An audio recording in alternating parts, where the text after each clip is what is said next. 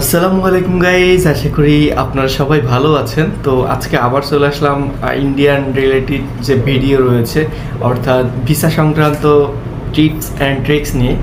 তো আপনাদেরকে আমি স্বাগতম জানাচ্ছি আবিদ বেনাপোল টিভির পক্ষ থেকে।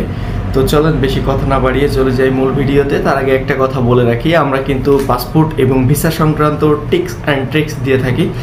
সো যদি আপনাদের আমাদের ভিডিও দেখে কোনো ধরনের উপকার হয়ে থাকে, অবশ্যই ভিডিওতে একটি লাইক এবং চ্যানেলটিকে সাবস্ক্রাইব করে দিবেন।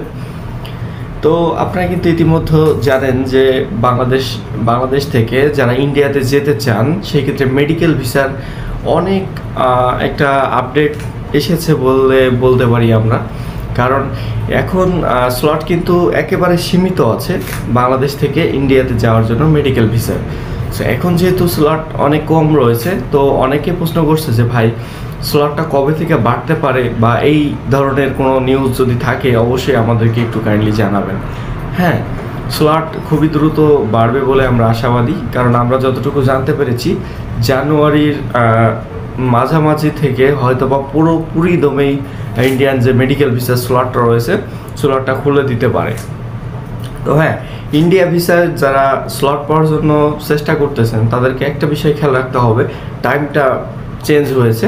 আপনার 5:30টার পর থেকে কিন্তু আপনার 6টা, 6:30, 7টা পর্যন্ত কিন্তু স্লট থাকে। আপনার চাইলে সেই সময় ট্রাই করে কিন্তু আসলে স্লটটা নিতে পারবেন। তো এখনও পর্যন্ত ট্যুরিস্ট ভিসার কোনো ধরনের সুনির্দিষ্ট আপডেট আমরা পাইনি।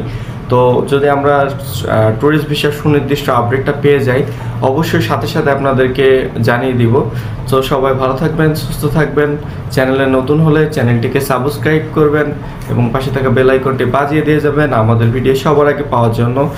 এবং নেক্সট টাইম কী ধরনের ভিডিও চান সেটি কমেন্ট করে জানিয়ে দিবেন। ধন্যবাদ সবাইকে। আসসালামু আলাইকুম।